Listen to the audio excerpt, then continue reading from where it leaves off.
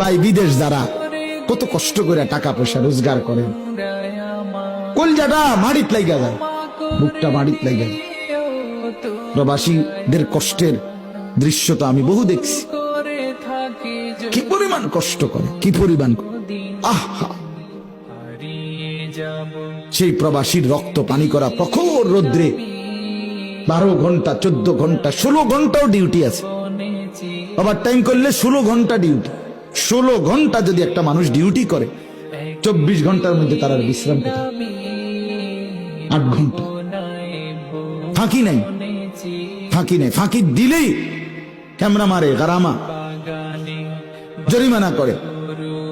এক সুতা আমি উঠছি মাত্র 5 রিয়ালের ভাড়া, প্রাইভেট কার, সৌদি আরবে। সাথে সাথে দেখলাম ক্যামেরা মারলো, হে কইলো হুজুর আমি তো সিট বেল্ট লাগাইছি না।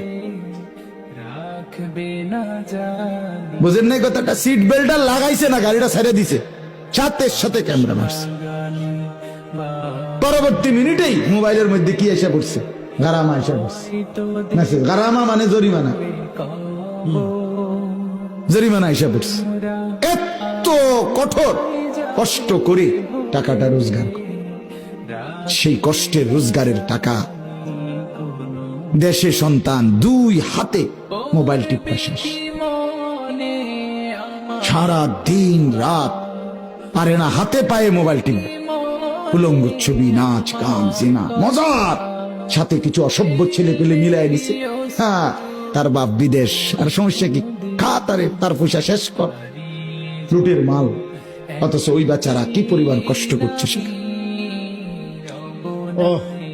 বেটিটা বাজারে বাজারে ঘুরতেছে, স্বামী বিদেশ, আর কি টেনশন নাই, খরচ করো যা মন।